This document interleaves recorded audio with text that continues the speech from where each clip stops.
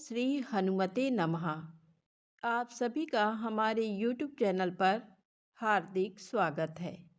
आज मंगलवार के दिन आइए सुने हनुमान जी की पौराणिक कथाएं। तो प्रेम से बोलें हनुमान जी महाराज की जय हो। कथा के अनुसार एक समय की बात है, एक नगर में एक वृद्धा रहती थी। उसका एक ही पुत्र था। वृद्धा की हनुमान जी पर गहरी आस्था थी।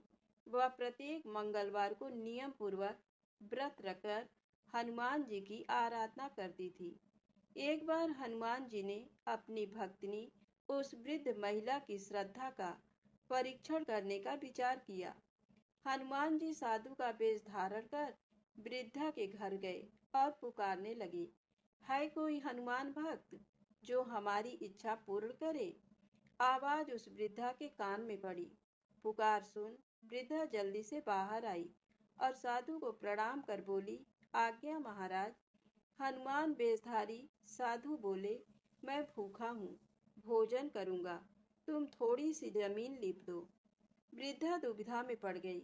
अंततः हाथ जोड़कर बोली, महाराज, लीपने और मिट्टी खोदने के अतिरिक्त आप कोई दूसरी आज्ञा दें, मैं अवश्य पूर्ण करूँगी। साधु ने 3 बार प्रतिज्ञा कराने के पश्चात कहा, तू अपने बेटे को बुला, मैं उसकी पीठ पर आग जलाकर भोजन बनाऊंगा। ये सुनकर वृद्धा घबरा गई, परंतु वह प्रतिज्ञाबद्ध थी।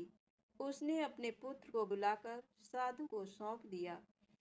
साधु वेशधारी हनुमान जी ने वृद्धा के हाथों से ही उसके पुत्र को पेट के बल लिटवाया और उसकी पीठ पर आग जलवाई।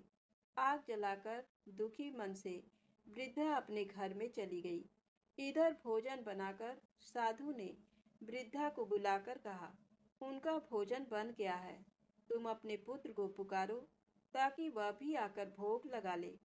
इस पर वृद्धा बोली, उसका नाम लेकर मुझे और कष्ट ना दें। लेकिन जब साधु महाराज नहीं माने तो वृद्धा ने अपने पुत्र को आवाज लगाई। वह अपनी माँ के पास आ गया। अपने पुत्र को जीवित देख वृद्धा को बहुत आश्चर्य हुआ और वह साधु के चरणों में गिर पड़ी। तब हनुमान जी अपने वास्तविक रूप में प्रकट हुए और वृद्धा को भक्ति का आशीर्वाद दिया। तो प्रेम से बोले, शंकर भगवान की जय हो, बजरंग बली की जय हो। आइए सुने मंगलवार व्रत की पौराणिक कथा। एक बार नैमिषारण्य तीर्थ में 80,000 मुनि एकत्र होकर पुराणों के ज्ञाता श्री सूत जी से पूछने लगे, हे महामुने, आपने हमें अनेक पुराणों की कथाएं सुनाई हैं। अब कृपा करके हमें ऐसा व्रत और कथा बताएं जिसके करने से संतान की प्राप्ति हो तथा मनुष्यों को रोग, शोक, अग्नि, सर्व दुख आदि का भय दूर हो, क्योंकि कलयुग में सभी जीवों की आयु बहुत कम है। फिर इस पर उन्हें रोग चिंता के कष्ट लगे रहेंगे तो फिर वह श्री हरि के चरणों में अपना ध्यान कैसे लगा सकेंगे। श्री सूत जी बोले, हे मुनियों, आपने लोक कल्याण के लिए बहुत ही उत्तम बात पूछी है। एक बार युधिष्ठिर ने भगवान श्री कृष्ण से लोक कल्याण के लिए यही प्रश्न किया था। भगवान श्री कृष्ण और युधिष्ठिर का संवाद तुम्हारे सामने कहता हूँ, ध्यान देकर सुनो। एक समय पांडवों की सभा में श्री कृष्ण जी बैठे हुए थे। तब युधिष्ठिर ने भगवान श्री कृष्ण से प्रश्न किया, हे प्रभु नंद नंद गोविंद, आपने मेरे लिए अनेकों कथाएं सुनाई हैं। आज आप कृपा करके ऐसा व्रत या कथा सुनाएं जिसके करने से मनुष्य को रोग चिंता का भय समाप्त हो और उसको पुत्र की प्राप्ति हो। हे प्रभु, बिना पुत्र के जीवन व्यर्थ है। पुत्र के बिना मनुष्य नरकगामी होता है। पुत्र के बिना मनुष्य पितृ ऋण से छुटकारा नहीं पा सकता और न ही उसका पुन्नग नामक नरक से उद्धार हो सकता है। अतः पुत्रदायक व्रत बतलाएं। श्री कृष्ण भगवान बोले, हे राजन, मैं एक प्राचीन इतिहास सुनाता हूँ, आप उसे ध्यान पूर्वक सुनो। कुंडलपुर नामक एक नगर था। उसमें नंदा नामक एक ब्राह्मण रहता था। भगवान की कृपा से उसके पास सब कुछ था, फिर भी वह दुखी था। इसका कारण ये था कि ब्राह्मण की स्त्री सुनंदा के कोई संतान न थी। सुनंदा पतिव्रता थी, भक्तिपूर्वक श्री हनुमान जी की आराधना करती थी। मंगलवार के दिन व्रत करके अंत में भोजन बनाकर हनुमान जी का भोग लगाने के बाद स्वयं भोजन करती थी। एक बार मंगलवार के दिन ब्राह्मणी गृह कार्य की अधिकता के कारण हनुमान जी को भोग न लगा सकी, तो इस पर उसे बहुत दुख हुआ। उसने कुछ भी नहीं खाया और अपने मन में प्रण किया कि अब तो अगले मंगलवार को ही हनुमान जी का भोग लगाकर अन्न जल ग्रहण करेगी। ब्राह्मणी सुनंदा प्रतिदिन भोजन बनाती, श्रद्धा पूर्वक पति को खिलाती, परंतु स्वयं भोजन नहीं करती और मन ही मन श्री हनुमान जी की आराधना करती थी। इसी प्रकार 6 दिन गुजर गए और ब्राह्मणी सुनंदा अपने निश्चय के अनुसार भूखी प्यासी निराहार रही और अगले मंगलवार को ब्राह्मणी सुनंदा प्रातः काल ही बेहोश होकर गिर पड़ी। ब्राह्मणी सुनंदा की इस असीम भक्ति के प्रभाव से श्री हनुमान जी बहुत प्रसन्न हुए और प्रकट होकर बोले, सुनंदा, मैं तेरी भक्ति से बहुत प्रसन्न हूँ, तू उठ और वर मांग। सुनंदा अपने आराध्य देव श्री हनुमान जी को देखकर आनंद की अधिकता से विह्वल हो श्री हनुमान जी के चरणों में गिरकर बोली, हे प्रभु, मेरी कोई संतान नहीं है, कृपा करके मुझे संतान प्राप्ति का आशीर्वाद दें, आपकी अति कृपा होगी। श्री महावीर जी बोले, तेरी इच्छा पूर्ण होगी, तेरे एक कन्या पैदा होगी, उसके अष्टांग प्रतिदिन सोना दिया करेंगे। इस प्रकार कहकर श्री महावीर जी अंतर्ध्यान हो गए। ब्राह्मणी सुनंदा बहुत हर्षित हुई और सभी समाचार अपने पति से कहा। ब्राह्मण देव कन्या का वरदान सुनकर कुछ दुखी हुए, परंतु सोना मिलने की बात सुनी तो बहुत प्रसन्न हुए। विचार किया कि ऐसी कन्या के साथ मेरी निर्धनता भी समाप्त हो जाएगी। श्री हनुमान जी की कृपा से वह ब्राह्मणी गर्भवती हुई और 10वें महीने में उसे बहुत ही सुंदर पुत्री प्राप्त हुई। ये बच्ची अपने पिता के घर में ठीक उसी तरह से बढ़ने लगी जिस प्रकार शुक्ल पक्ष का चंद्रमा बढ़ रहा है। 10वें दिन ब्राह्मण ने उस बालिका का नामकरण संस्कार कराया। उसके कुल पुरोहित ने उस बालिका का नाम रत्नावली रखा, क्योंकि ये कन्या सोना प्रदान किया करती थी। इस कन्या ने पूर्व जन्म में बड़े ही विधान से मंगल देव का व्रत किया था। रत्नावली का अष्टांग बहुत सा सोना देता था। उस सोने से नंदा ब्राह्मण बहुत ही धनवान हो गया। अब ब्राह्मणी भी बहुत अभिमान करने लगी थी। समय बीतता रहा। अब रत्नावली 10 वर्ष की हो चुकी थी। एक दिन जब नंदा ब्राह्मण प्रसन्न चित्त था, तब सुनंदा ने अपने पति से कहा, मेरी पुत्री रत्नावली विवाह के योग्य हो गई है, अतः आप कोई सुंदर तथा योग्य वर देखकर इसका विवाह कर दें। ये सुन ब्राह्मण बोला, अभी तो रत्नावली बहुत छोटी है। तब ब्राह्मणी बोली, शास्त्रों की आज्ञा है कि कन्या 8वें वर्ष में गौरी, 9 वर्ष में रोहिणी, 10वें वर्ष में कन्या, इसके पश्चात रस्वला हो जाती हैं। गौरी के दान से पाताल लोक की प्राप्ति होती है, रोहिणी के दान से वैकुंठ लोक की प्राप्ति होती है, कन्या के दान से इंद्रलोक में सुखों की प्राप्ति होती है। अगर हे पतिदेव रजस्वला का दान किया जाता है तो घोर नरक की प्राप्ति होती है। इस पर ब्राह्मण बोला, अभी तो रत्नावली मात्र 10 ही वर्ष की है और मैंने तो 16-16 साल की कन्याओं के विवाह कराए हैं, अभी जल्दी क्या है। तब ब्राह्मणी सुनंदा बोली, आपको तो लोभ अधिक हो गया। शास्त्रों में कहा गया है कि माता पिता और बड़ा भाई रजस्वला कन्या को देखते हैं तो वह अवश्य ही नरकगामी होते हैं। तब ब्राह्मण बोला, अच्छी बात है, कल मैं अवश्य ही योग्य वर की तलाश में अपना दूत भेजूंगा। दूसरे दिन ब्राह्मण ने अपने दूत को बुलाया और आज्ञा दी कि जैसी सुंदर मेरी कन्या है वैसा ही सुंदर वर उसके लिए तलाश करो। दूत अपने स्वामी की आज्ञा पाकर निकल पड़ा। पंपई नगर में उसने एक सुंदर लड़के को देखा। ये बालक एक ब्राह्मण परिवार का बहुत गुणवान पुत्र था। इसका नाम सोमेश्वर था। दूत ने इस सुंदर व गुणवान ब्राह्मण पुत्र के बारे में अपने स्वामी को पूर्ण विवरण दिया। ब्राह्मण नंदा को भी सोमेश्वर अच्छा लगा और फिर शुभ मुहूर्त में विधि पूर्वक कन्यादान करके ब्राह्मण ब्राह्मणी संतुष्ट हुए। परंतु ब्राह्मण के मन में लोभ समाया हुआ था। उसने कन्यादान तो कर दिया, पर वह बहुत खिन्न भी था। उसने विचार किया कि रत्नावली तो अब चली जाएगी और मुझे इससे जो सोना मिलता था वह अब नहीं मिलेगा। मेरे पास जो धन था कुछ तो इसके विवाह में खर्च हो गया और जो शेष बचा है वह भी कुछ दिनों पश्चात समाप्त हो जाएगा। मैंने तो इसका विवाह करके बहुत बड़ी भूल कर दी है। अब कोई ऐसा उपाय हो कि रत्नावली मेरे घर में ही बनी रहे, अपनी ससुराल ना जाए। लोभ रूपी राक्षस ब्राह्मण के मस्तिष्क पर छाता जा रहा था। रात भर अपनी सैया पर बेचैनी से करवटें बदलते बदलते उसने एक बहुत ही क्रूर निर्णय लिया। उसने विचार किया कि जब रत्नावली को लेकर उसका पति सोमेश्वर अपने घर के लिए जाएगा तो वह मार्ग में छिपकर सोमेश्वर का वध कर देगा और अपनी लड़की को अपने घर ले आएगा, जिससे नियमित रूप से उसे सोना भी मिलता रहेगा और समाज का कोई मनुष्य उसे दोष भी नहीं दे सकेगा। प्रातः काल हुआ तो नंदा और सुनंदा ने अपने जमाई तथा लड़की को बहुत सारा धन देकर विदा किया। सोमेश्वर अपनी पत्नी रत्नावली को लेकर ससुराल से अपने घर की तरफ चल दिया। ब्राह्मण नंदा महालोभ के वशीभूत हो अपनी मति खो चुका था। पाप पुण्य को उसे विचार ही न रहा।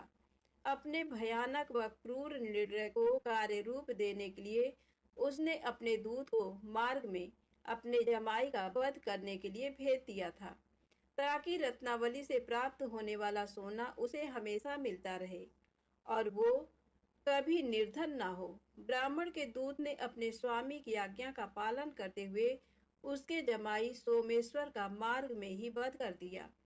समाचार पाकर ब्राह्मण नंदा मार्ग में पहुंचा और रुदन करती अपनी पुत्री रत्नावली से बोला, हे पुत्री, मार्ग में लुटेरों ने तेरे पति का वध कर दिया है। भगवान की इच्छा के आगे किसी का कोई बस नहीं चलता है। अब तू घर चल, वहां पर ही रहकर शेष जीवन व्यतीत करना। जो भाग्य में लिखा है वही होगा। अपने पति की अकाल मृत्यु से रत्नावली बहुत दुखी हुई। करुण क्रंदन व रुदन करते हुए अपने पिता से बोली, हे पिताजी, इस संसार में जिस स्त्री का पति नहीं है उसका जीना व्यर्थ है। मैं अपने पति के साथ ही अपने शरीर को जला दूंगी और सती होकर अपने इस जन्म को, माता पिता के नाम को तथा सास ससुर के यश को सार्थक करूंगी। ब्राह्मण नंदा अपनी पुत्री रत्नावली के वचनों को सुनकर बहुत दुखी हुआ। विचार करने लगा, मैंने व्यर्थ ही जमाई वध का पाप अपने सिर लिया।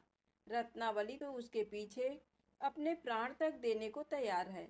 मेरा तो दोनों तरफ से मरण हो गया। धन तो अब मिलेगा नहीं। जमाई वध के पाप के फलस्वरूप यम यातना भी भुगतनी पड़ेगी। ये सोचकर वह बहुत खिन्न हुआ। सोमेश्वर की चिता बनाई गई। रत्नावली सती होने की इच्छा से अपने पति का सिर अपनी गोद में रखकर चिता में बैठ गई। जैसे ही सोमेश्वर की चिता को अग्नि लगाई गई, वैसे ही प्रसन्न हो मंगल देव वहां प्रकट हुए और बोले, हे रत्नावली, मैं तेरी पति भक्ति से बहुत प्रसन्न हूँ, तू वर मांग। रत्नावली ने अपने पति का जीवन दान मांगा। तब मंगल देव बोले, रत्नावली, तेरा पति अजर अमर है, ये महाविद्वान भी होगा और इसके अतिरिक्त तेरी जो इच्छा हो वर मांग। तब रत्नावली बोली, हे ग्रहों के स्वामी, यदि आप मुझ पर प्रसन्न हैं तो मुझे ये वरदान दीजिए कि जो भी मनुष्य मंगलवार के दिन प्रातःकाल लाल पुष्प लाल चंदन से पूजा करके आपका स्मरण करे, उसको रोग व्याधि ना हो, स्वजनों का कभी वियोग ना हो, सर्प अग्नि तथा शत्रुओं का भय ना रहे। जो स्त्री मंगलवार का व्रत करे वह कभी विधवा ना हो। मंगल देव तथास्तु कहकर अंतर ध्यान हो गए। सोमेश्वर मंगल देव की कृपा से जीवित हो उठा। रत्नावली अपने पति को पुनः प्राप्त कर बहुत प्रसन्न हुई और मंगल देव का व्रत प्रत्येक मंगलवार को करके व्रत राज और मंगल देव की कृपा से इस लोक में सुख ऐश्वर्य को भोगते हुए अंत में अपने पति के साथ स्वर्ग लोक को गई। प्रेम से बोले हनुमान जी महाराज की जय हो। आइए सुने राम नाम की महिमा। लंकापति रावण के वध के बाद अयोध्यापति प्रभु श्री राम की कीर्ति दूर दूर तक फैल रही थी और वह मर्यादा पुरुषोत्तम कहलाने लगे। तब एक दिन महादेव शिव की इच्छा भी मर्यादा पुरुषोत्तम श्री राम से मिलने की हुई। पार्वती जी को संग लेकर महादेव कैलाश पर्वत से उतरकर अयोध्या नगरी के रास्ते पर चल पड़े। भगवान शिव और माँ पार्वती को अयोध्या आया देखकर राम जी बहुत खुश हुए। माता जानकी ने उनका उचित आदर सत्कार किया और स्वयं भोजन बनाने के लिए रसोई में चली गई। इस बीच भगवान शिव ने श्री राम जी से पूछा, आपके सेवक हनुमान जी दिखाई नहीं पड़ रहे हैं। श्री राम बोले, वे बगीचे में हैं। शिव जी ने श्री राम जी से बगीचे में जाने की अनुमति मांगी और पार्वती जी का हाथ थामकर बगीचे में आ गए। बगीचे की खूबसूरती देखकर उनका मन मोहित हो गया। आम के एक घने वृक्ष के नीचे हनुमान जी दीन दुनिया से बेखबर गहरी नींद में सोए थे। एक लय में खर्राटों से राम नाम की ध्वनि उठ रही थी। चकित होकर शिवजी और माता पार्वती एक दूसरे की ओर देखने लगे। माता पार्वती मुस्कुरा उठी और वृक्ष की डालियों की ओर इशारा किया। राम नाम सुनकर पेड़ की डालियां भी झूमने लगी थीं और इनके बीच से भी राम नाम उच्चारित हो रहा था। शिव जी इस राम नाम की धुन में मस्त मगन होकर खुद भी राम राम कहकर नाचने लगे। माता पार्वती जी ने भी अपने पति का अनुसरण किया और अपने कोमल पैर थिरकाने लगी। शिव जी और माता पार्वती जी के नृत्य में ऐसी झनकार उठी कि स्वर्ग लोक के देवतागण भी आकर्षित होकर बगीचे में आ गए और राम नाम की धुन में सभी मस्त हो गए। माता जानकी भोजन तैयार करके प्रतीक्षारत थी, परंतु संध्या घिरने तक भी अतिथि नहीं पधारे। तब अपने देवर लक्ष्मण जी को बगीचे में भेजा। लक्ष्मण जी तो स्वयं को श्री राम का सेवक ही मानते थे, अतः बगीचे में आकर जब उन्होंने धरती पर स्वर्ग का नजारा देखा तो खुद भी राम नाम की धुन में झूम उठे। महल में माता जानकी परेशान हो रही थी कि अभी तक भोजन ग्रहण करने कोई भी क्यों नहीं आया। तब उन्होंने श्री राम जी से कहा, भोजन ठंडा हो रहा है, चलिए हम ही जाकर बगीचे में से सभी को ले आए। जब राम जी बगीचे में गए तो वहाँ राम नाम की धूम मची हुई थी। हनुमान जी गहरी नींद में सोए हुए थे और उनके खर्राटों से अभी तक राम नाम निकल रहा था। श्री राम भाव विह्वल हो उठे। राम जी ने हनुमान जी को नींद से जगाया और प्रेम से उनकी तरफ निहारने लगे। हनुमान जी प्रभु को आया देख शीघ्रता से उठ खड़े हुए। नृत्य की समा भंग हो गई। शिव जी खुले कंठ से हनुमान जी की राम भक्ति की सराहना करने लगे। हनुमान जी सकुचाए लेकिन मन ही मन खुश हो रहे थे। श्री सिया राम ने भोजन करने का आग्रह भगवान शिव जी से किया। सभी लोग महल में भोजन करने के लिए चल पड़े। माता जानकी भोजन परोसने लगी। हनुमान जी को भी श्री राम जी ने पंक्ति में बैठने का आदेश दिया। हनुमान जी बैठ तो गए, परंतु आदत ऐसी थी कि राम जी के भोजन करने के उपरांत ही सभी लोग भोजन करते थे। आज श्री राम के आदेश से पहले भोजन करना पड़ रहा था। माता जानकी हनुमान जी को भोजन परोसती जा रही थी, पर हनुमान जी का पेट ही नहीं भर रहा था। सीता जी कुछ समय तक तो उन्हें भोजन परोसती रहीं, फिर समझ गईं इस तरह तो हनुमान जी का पेट नहीं भरेगा। उन्होंने तुलसी के एक पत्ते पर राम नाम लिखा और भोजन के साथ हनुमान जी को परोस दिया। तुलसी पत्र खाते ही हनुमान जी को संतुष्टि मिली और वह भोजन खाकर उठ खड़े हुए। भगवान शिव शंकर ने प्रसन्न होकर हनुमान जी को आशीर्वाद दिया कि आपकी राम भक्ति युगों युगों तक याद की जाएगी और आप संकट मोचन कहलाएंगे। तो प्रेम से बोलें शंकर जी भगवान की जय हो। संकट मोचन हनुमान जी की जय हो। अब आइए सुने राम नाम महिमा की दूसरी कहानी। महादेव जी को एक बार बिना कारण के किसी को प्रणाम करते देखकर पार्वती जी ने पूछा, आप किसको प्रणाम करते रहते हैं? शिव जी पार्वती जी से कहते हैं कि हे देवी, जो व्यक्ति एक बार राम कहता है उसे मैं 3 बार प्रणाम करता हूँ। पार्वती जी ने एक बार शिव जी से पूछा, आप स्मशान में क्यों जाते हैं और ये चिता की भस्म शरीर पर क्यों लगाते हैं? उसी समय शिव जी पार्वती जी को शमशान ले गए। वहां एक शव अंतिम संस्कार के लिए लाया गया। लोग राम नाम सत्य है कहते हुए शव को ला रहे थे। शिव जी ने कहा कि देखो पार्वती, इस शमशान की ओर जब लोग आते हैं तो राम नाम का स्मरण करते हुए आते हैं और इस शव के निमित्त से कई लोगों के मुख से मेरा अति प्रिय दिव्य राम नाम निकलता है।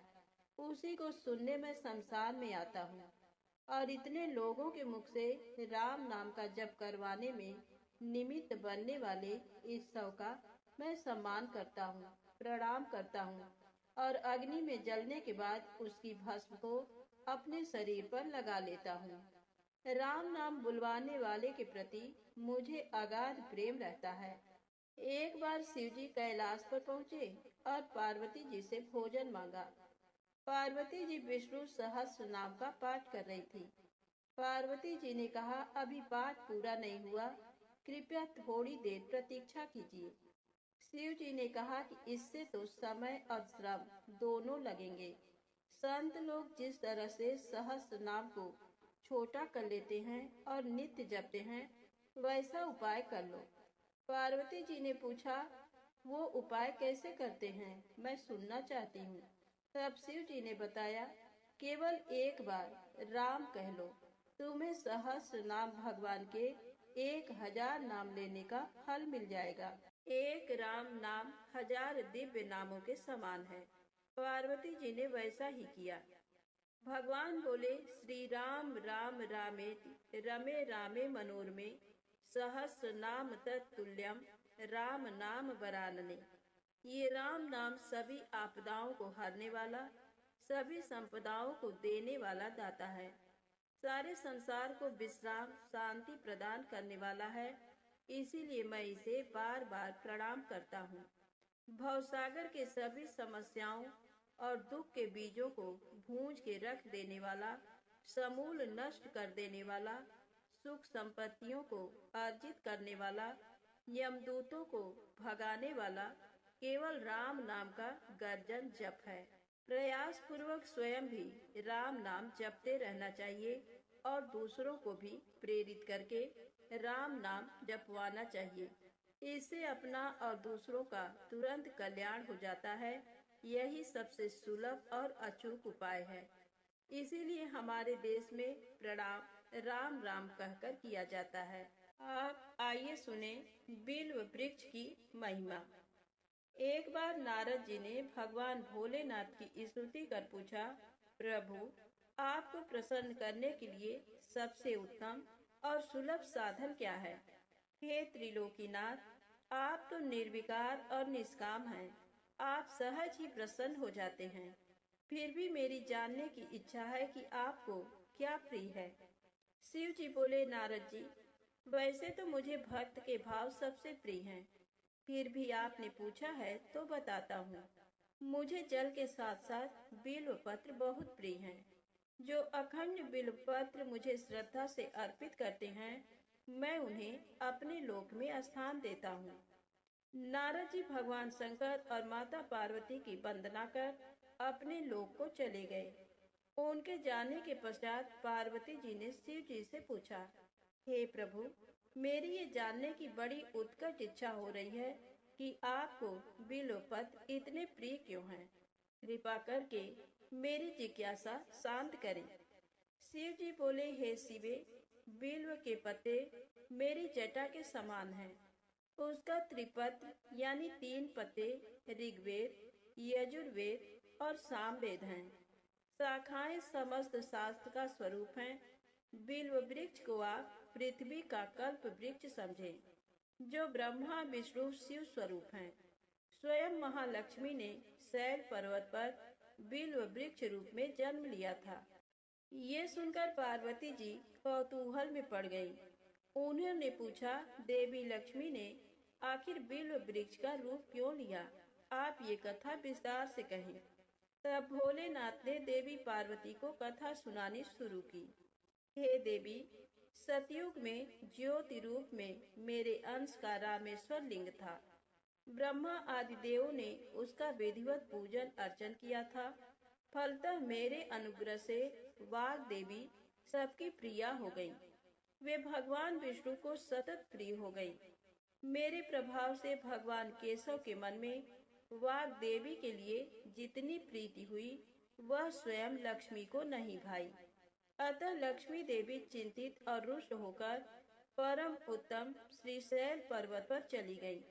वहां उन्होंने मेरे विग्रह की उग्र तपस्या प्रारंभ कर दी। हे परमेश्वरी, कुछ समय बाद महालक्ष्मी जी ने मेरे विग्रह से थोड़ा ऊर्ध्व में एक वृक्ष का रूप धारण कर लिया और अपने पत्र पुष्प द्वारा निरंतर मेरा पूजन करने लगी। इस तरह उन्होंने कोटि वर्ष तक आराधना की। अंततः उन्हें मेरा अनुग्रह प्राप्त हुआ। महालक्ष्मी ने मांगा कि श्री हरि के हृदय में मेरे प्रभाव से वाग्देवी के लिए जो स्नेह हुआ है वह समाप्त हो जाए। शिव जी बोले, मैंने महालक्ष्मी को समझाया कि श्री हरि के हृदय में आपके अतिरिक्त किसी और के लिए कोई प्रेम नहीं है। वाग्देवी के प्रति तो उनकी श्रद्धा है। ये सुनकर श्री लक्ष्मी जी प्रसन्न हो गईं और पुनः श्री विष्णु के हृदय में स्थित होकर निरंतर उनके साथ विहार करने लगी। हे पार्वती, महालक्ष्मी के हृदय का एक बड़ा विकार इस प्रकार दूर हुआ था। इस कारण हरिप्रिया उसी वृक्ष रूप में सर्वदा अतिशय भक्ति से भरकर यत्न पूर्वक मेरी पूजा करने लगी। बिल्व इस कारण मुझे बहुत प्रिय है और मैं बिल्व वृक्ष का आश्रय लेकर रहता हूँ।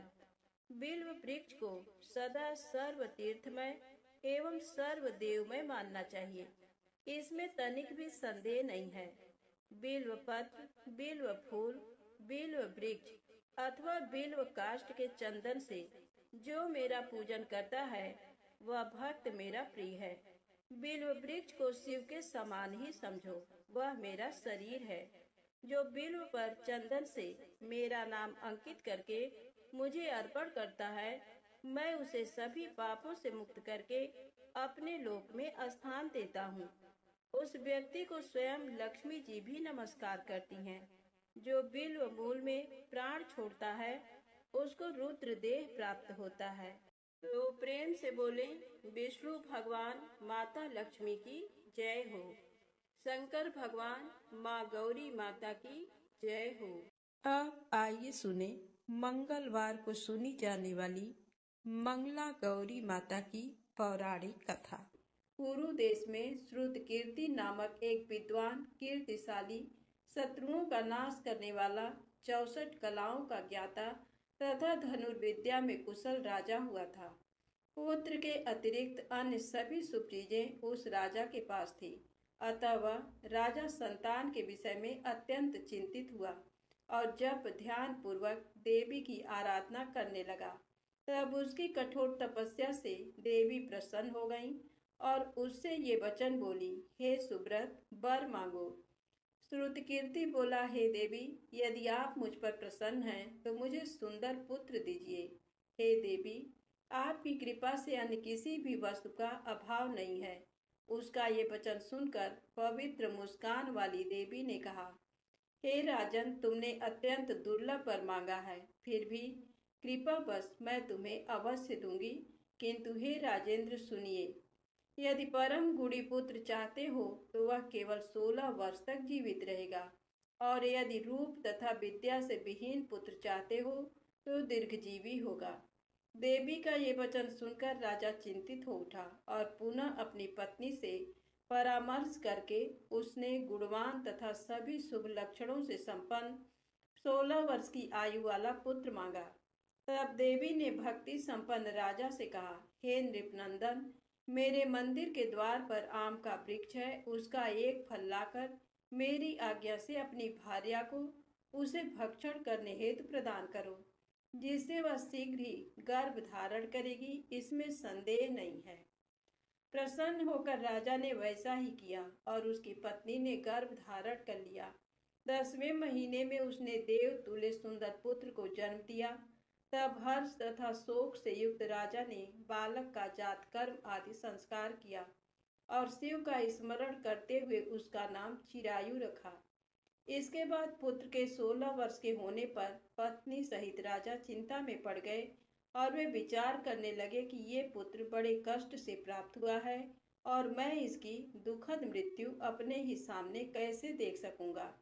ऐसा विचार करके राजा ने पुत्र को उसके मामा के साथ काशी भेज दिया। प्रस्थान के समय राजा की पत्नी ने अपने भाई से कहा कि कार्पटिक का वेश धारण करके आप मेरे पुत्र को काशी ले जाइए। मैंने भगवान मृत्युंजय से पूर्व में पुत्र के लिए प्रार्थना की थी और कहा था कि हे विश्वेश, आप जगतपति की यात्रा के लिए मैं उस पुत्र को अवश्य भेजूंगी। अतः आप मेरे पुत्र को आज ही ले जाइए और सावधानी पूर्वक इसकी रक्षा कीजिएगा। अपनी बहन की ये बात सुनकर भांजे के साथ वो चल पड़ा। कई दिनों तक चलते चलते वह आनंद नामक नगर में पहुंचा। वहां सभी प्रकार की समृद्धियों से संपन्न वीरसेन नाम वाला राजा रहता था। उस राजा की एक सर्वलक्षण संपन्न युवावस्था प्राप्त मनोहर तथा रूप लावण्यमयी मंगला गौरी नामक कन्या थी। सभी उपमानों को तुच्छ करके सौंदर्य अभिवृद्धि को प्राप्त वह कन्या किसी समय सखियों के साथ नगर के उपवन में क्रीड़ा करने के लिए गई हुई थी। उसी समय वह चिरायु तथा उसका मामा वे दोनों भी वहां पहुंच गए और उन कन्याओं को देखने की लालसा से वहीं विश्राम करने लगे। इसी बीच विनोद पूर्वक क्रीड़ा करती हुई उन कन्याओं में से किसी एक ने कुपित होकर राजकुमारी को राणा ये कुवचन कह दिया। तब उस अशुभ वचन को सुनकर राजकुमारी ने कहा, तुम अनुचित बात क्यों बोल रही हो? मेरे कुल में तो इस प्रकार की कोई नहीं है। मंगला गौरी की कृपा से तथा उनके व्रत के प्रभाव से विवाह के समय जिसके सर पर मेरे हाथ से अक्षत पड़ेंगे, हे सखी, वह यदि अल्प आयु वाला होगा तो भी चिरंजीवी हो जाएगा। इसके बाद वह सभी कन्याएं अपने अपने घर चली गईं। उसी दिन राजकुमारी का विवाह था। बाहलीक देश के दृढ़धर्मा नामक राजा के सुकेतु नाम वाले पुत्र के साथ उसका विवाह निश्चित किया गया था। वह सुकेतु विद्याहीन, कुरूप तथा बहरा था। तब सुकेतु के साथ आए हुए उन लोगों ने विचार किया कि इस समय कोई दूसरा श्रेष्ठ वर ले जाना चाहिए और विवाह संपन्न हो जाने के बाद वहां सुकेतु पहुंच जाए।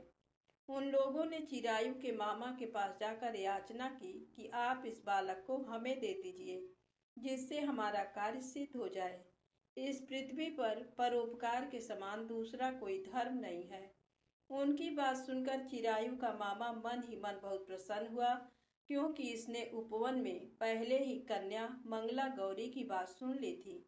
फिर भी उसने एक बार कहा कि आप लोग इसे किस लिए मांग रहे हैं? कार्य की सिद्धि हेतु वस्त्र, अलंकार आदि मांगे जाते हैं, वर तो कहीं भी नहीं मांगा जाता। तथापि आप लोगों का सम्मान रखने के लिए मैं इसे दे रहा हूँ। इसके बाद चिरायु को वहां ले जाकर उन लोगों ने विवाह संपन्न कराया। सप्तपदी आदि के हो जाने पर रात्रि में शिव पार्वती की प्रतिमा के समक्ष उस चिरायु ने हर्ष युक्त होकर मंगला गौरी के साथ शयन किया। उसी दिन चिरायु के 16 वर्ष पूर्ण हो चुके थे और अर्धरात्रि में साक्षात्कार सर्प रूप में वहां आ गया। इसी बीच संयोगवश राजकुमारी जाग गई। उसने उस महासर्प को वहां देखा और वह भय से व्याकुल होकर कांपने लगी। तभी उस कन्या ने धैर्य धारण 16 उपचारों से सर्प की पूजा की और पीने के लिए उसे दूध दिया। उसने दीनता भरी वाणी में उस सर्प की प्रार्थना तथा स्तुति की। मंगला गौरी प्रार्थना करने लगी कि मैं उत्तम व्रत को करूंगी जिससे मेरे पति जीवित रहें। ये जिस तरह से चिरकाल तक जीवित रहें, आप वैसा कीजिए। इतने में सर्प वहां स्थित एक कमंडल में प्रवेश कर गया और उस मंगला गौरी ने अपनी कंचुकी से उस कमंडल का मुंह बांध दिया। इसी बीच उसका पति अंगड़ाई लेकर जाग गया और अपनी पत्नी से बोला, हे प्रिय, मुझे भूख लगी है। तब वह अपनी माता के पास जाकर खीर, लड्डू आदि ले आई और उसके द्वारा दिए भोज्य पदार्थ को उसने प्रसन्न मन होकर खाया। भोजन के पश्चात हाथ धोते समय उसके हाथ से अंगूठी गिर पड़ी। तांबूल खाकर वह पुनः सो गया। इसके बाद मंगला गौरी कमंडल को फेंकने के लिए जाने लगी। विधि की कैसी गति है कि उस कमंडल में से बाहर की ओर जगमग करती हुई हार कांति को देखकर वह आश्चर्यचकित हो गई। घट में स्थित उस हार को उसने अपने कंठ में धारण कर लिया। इसके बाद कुछ रात शेष रहते ही चिरायु का मामा आकर उसे ले गया। इसके बाद वर पक्ष के लोग सुकेतु को वहां ले आए। उसे देख मंगला गौरी ने कहा कि ये मेरा पति नहीं है। तब उन सभी ने उससे कहा, हे सुबे, तुम ये क्या बोल रही हो? यहाँ तुम्हारा कोई परिचायक हो तो उसे हम लोगों को बताओ। मंगला गौरी बोली, जिसने रात्रि में 9 रत्नों से बनी अंगूठी दी है, उसकी अंगुली में इसे डालकर परिचायक निशानी देख लें। मेरे पति ने रात्रि में मुझे जो हार दिया था उसके रत्नों का समुदाय कैसा है, इस बात को ये बताएं। ये तो कोई अन्य ही है। इसके अतिरिक्त रात्रि में आम सींचते समय उनका पैर कुमकुम से लिप्त हो गया था। वह मेरी जांघ पर अब भी विद्यमान है। उसे आप लोग शीघ्र देख लें। साथ ही रात में परस्पर भाषण तथा भोजन आदि जो कुछ किया गया था उसे भी ये बता दें, तब ये निश्चय ही मेरे पति हैं। इस प्रकार उसका वचन सुनकर सभी ठीक है कहने लगे, किंतु जब एक भी बात न मिली तब सभी ने सुकेतु को उसका पति होने से निषिद्ध कर दिया और वर पक्ष वाले जिस तरह से आए थे उसी तरह से चले गए। उसके बाद अपने वंश को बढ़ाने वाले महान यश से संपन्न तथा परम मनस्वी मंगला गौरी के पिता ने अन्न पान आदि का सत्र चलाया। उन्होंने वर पक्ष का वृत्तांत कानों कान सुन लिया कि स्वरूप से कुरूप होने के कारण लोगों के द्वारा किसी अन्य को वर के रूप में आदर पूर्वक लाया गया था। तब उन्होंने अपनी कन्या को पर्दे के भीतर बिठा दिया। उसके बाद 1 वर्ष बीतने पर यात्रा करके चिरायु अपने मामा के साथ ये देखने आया कि विवाह के बाद वहाँ क्या हुआ।